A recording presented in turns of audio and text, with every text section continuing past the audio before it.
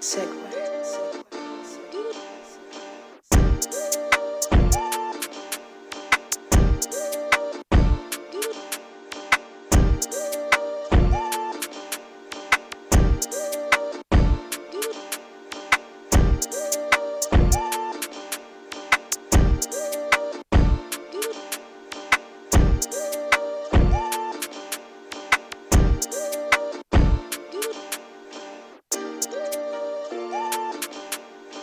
Now, I bet everyone thought they were getting a travel vlog with the way the intro was there, and that was the idea. I was going to run you through my trip to Malta. I was over there getting tattooed. I'll put that on the screen now. But I was going to run you through life of an online coach when we're traveling, because we still work. I was going to run you through how I was staying on track with nutrition while I'm in a different country. Not that hard, by the way. But obviously, Numbnuts here forgot his microphone, and I also forgot my bag for my camera stand, and I wasn't going to walk around holding it because I'd look like a complete and utter dick. So I recorded some stuff and then I thought, what's the point?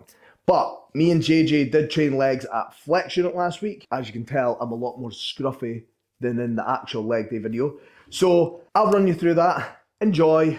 I'm sure at some point, by the way, my soul leaves my body midway through the video and I just start speaking in gibberish because I was that fucked.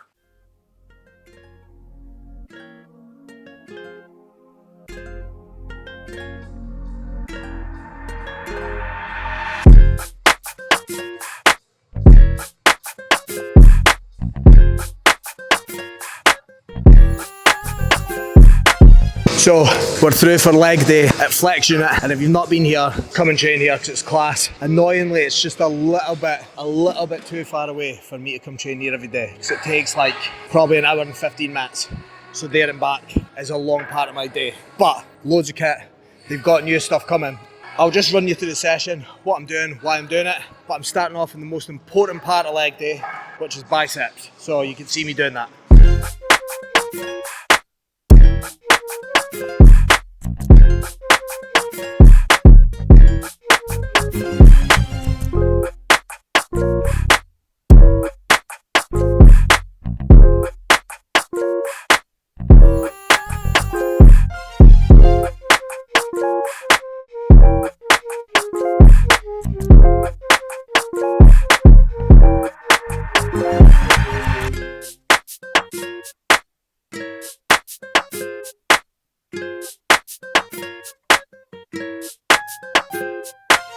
So biceps first, purely for the reason of I've got really shit arms. So add them in the start session. It's not going to take away from the leg training, but I can hit them when I'm fresh. So pretty much every session,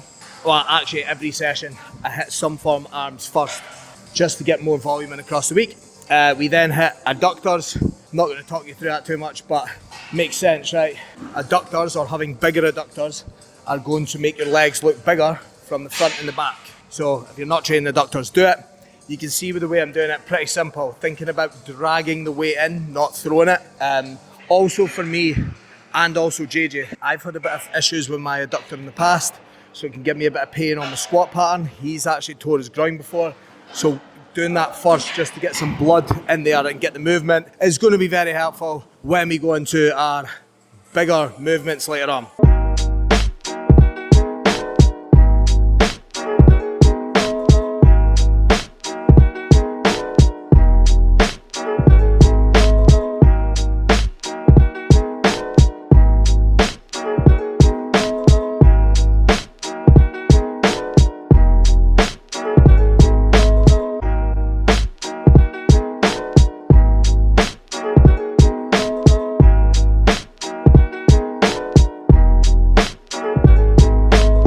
So we're done, obviously as I said, bicep, adductor, and then it's a pretty simple setup when you think about it, going into two different hamstring movements. So my quads are the strong area, my hamstrings are weaker, so I prioritise them first. Again, it's not really going to take anything away from the squat pattern later on.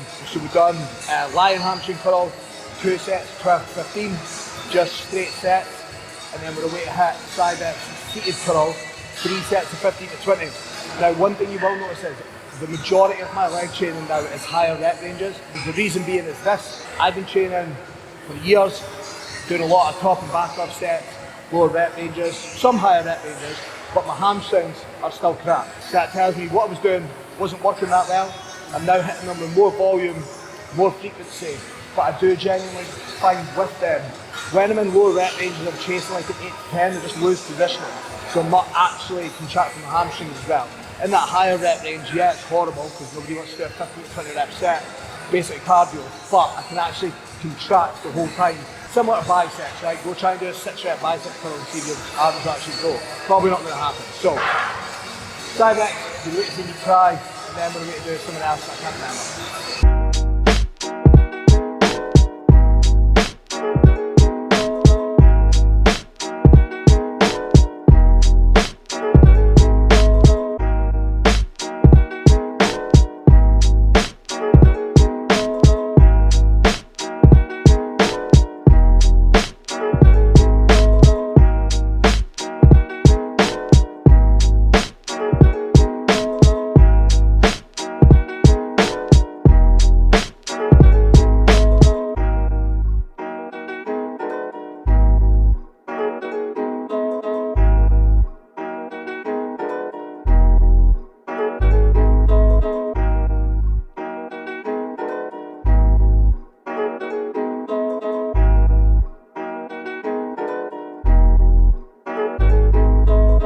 Just to touch on the fact that I've went from having no hoodie on to a hoodie on, it's because I spilt blueberries on myself and now I've got stains all over my top. I try to wash it, I put it on the radiator, it's still wet, but it's freezing in here, so I need to put it back on. Just in case you think Ali doesn't wash his clothes, I do, but I'm also clumsy as anything. So we had 3 sets of 15 to 20 on the Cybex ham curl. They are rep match sets, so basically first set I hit 17, second set, I'm hitting 17 with the same load. If I only get to 14, for example, take 5 deep breaths, try and get to 17. People wonder why we do stuff like that. It's just a set extender, rest pause, drop set, whatever. All the same idea really. It's just going to create more volume on the muscle group across the week rather than doing like an extra set. Because I do find for me at the moment, because I'm trying to bring up the hamstrings, the only real movements you're going to do really are seated and lying hamstring curl. Go try and do 6 sets on a ham curl, it's boring. So I've got extenders and stuff in there.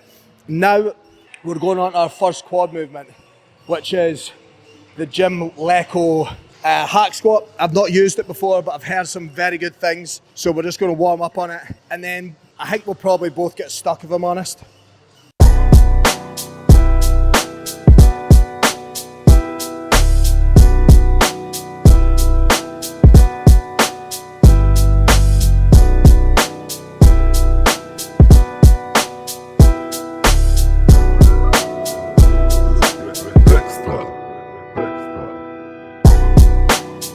So, right, we're warming up on the Gym Leco hack squat.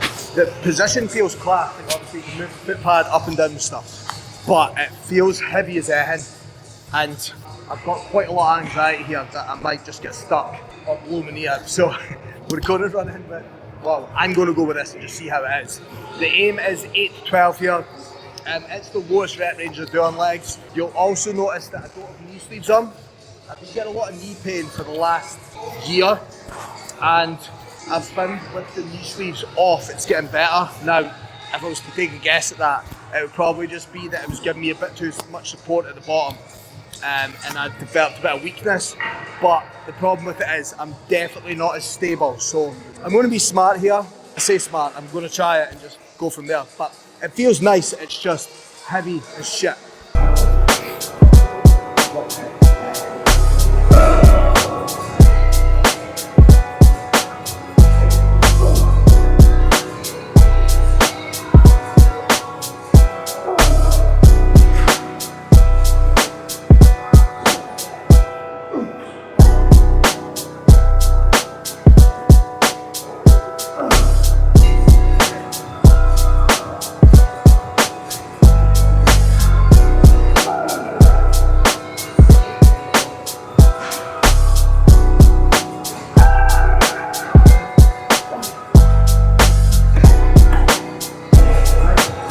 Both done 1 set there.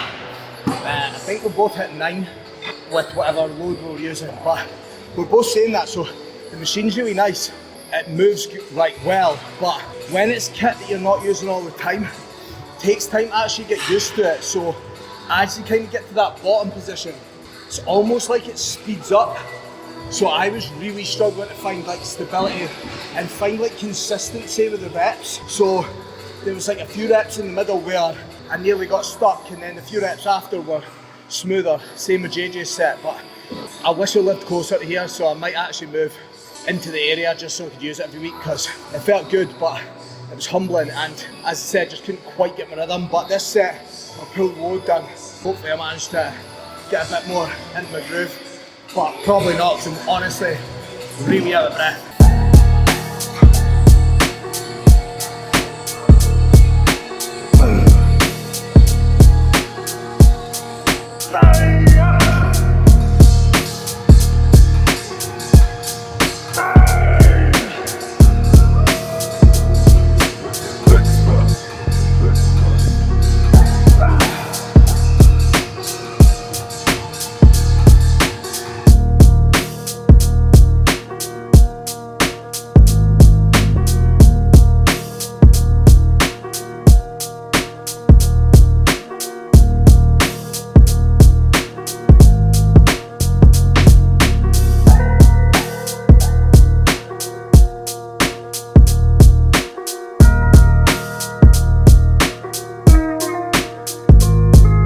Right, I hope we got, I was sitting on the glute drive, but JJ was sitting on the bottom of the glute drive and I was sitting on the top, fell over, so I hope I got it on camera. If I did, I'll put it on the screen right now. Second set of.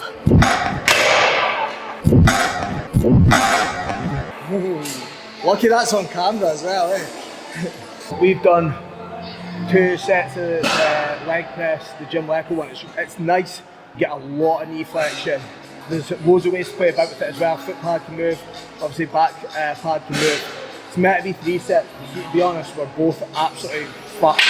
The first set I hit was a little bit too heavy, and then, have I already said this? I don't even know. First set was a little bit too heavy, then we both hit sets of like, well he hit 18, I hit like 14, but honestly my legs just weren't working, so called it a day at that. Now we're doing 3 sets of leg extension. So the session today is meant to be 8 sets of quads and 6 sets of hamstring. We've done it slightly different, but for me, I've been running 6 sets of quads for like 2 years, so it's already up to 8, and then on my other session I hit 3, so the volume is already higher. So hopefully just doing that with the higher rep ranges, not necessarily chasing a pump, because I think that's wrong, but what's happening before was I was doing a leg press, 10 reps, and I was coming off it and I was fucked, but I wasn't actually feeling my quads, whereas now I actually can't feel my quads because they're so pumped. And unfortunately for numbnuts here, he's got to drive home. So a couple sets here, finish on some delts, and then probably won't speak to each other the whole way home.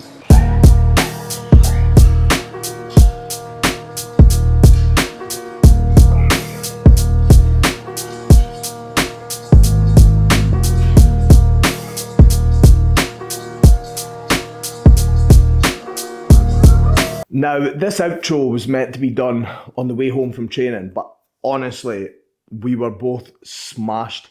It was one of those sessions that it just wasn't the best, like we just couldn't get into it, and then we both ended up mashed after a hack squat set, and then it just went downhill. So on the way home, I didn't really want to speak, and now I'm here. If you're also wondering why there's 5,000 pillows on this sofa, I don't sit on this sofa, it's just for show. My sofa's there, so it's got the pillows on it. When I go to sit on it, I take them off and put them here. Don't know who does that, but me apparently. Anyway, with the leg day, I did run through sort of the idea behind it as I was going, but the main takeaways are this. I think people get a little bit too stuck in their ways with there has to be one style of training, normally from whoever their favourite bodybuilder is. And look, that's cool, but the big thing with training is this. As long as you're applying yourself and there's effort in your sets, you're going to be on to a winner. For me, going to a lot more higher rep sets and things like that is mainly just down to dealing with a bit of injury through the knee, and also just from visuals, for me, I think my quads have always looked better when I'm doing that, so do it again. The volume across the week is the highest I've done in about 5 years, and I'm recovering from it fine, and I'm really enjoying my sessions, so That's what matters. Adding in things like rest pause sets, rep match sets, things like that. Again, it's flavour of the month at the moment. Loads of people do it. Sometimes that's a good thing and it might stick around. You may see after 6 months that not happening so much, but I don't see any reason why I can't try it. Same with length and partials. Yeah, the research looks okay and people are loving it. But I've seen a lot of people say this. People have been doing length and partials for ages. So it's not that I'm only doing length and partials. I'm doing full reps. I've just added in a few more. Will it make my hamstrings bigger? Maybe not. But my hamstrings aren't big anyway. So why not try? Also, should have moved that from the screen. That was annoying me. But yeah, my sessions are absolutely flying at the moment. I will give a bit of an update on how I'm looking again, maybe next week. Weight's trending in a nice way in this phase. The big thing for me definitely is at the weight I'm at, which is about 94 kilos. This is the fittest I've felt at this weight, and it's the leanest I've been. Normally when I hit around the 94, 95 mark, I do notice training performance drop down a bit just from my inability to breathe and get through sets. I'm not doing cardio at the moment. My steps are still in a good spot, but I do think just from having those higher rep sets in right the way through the phase, it's helped me with those things, because normally walking upstairs, I've got a back pump and I can't breathe. But anyway, as usual, like, subscribe. Sorry about the fact that the session kind of tailed off and you just see me struggling to even remember what I'd said 3 minutes ago. Flexion, it's a very cool gym. Get yourself there. The Scottish competitive season has just started as well, and I've got clients competing in 4 weeks. I've also got a lot of client shoots coming up over the next month. So loads of content coming your way. Peace out.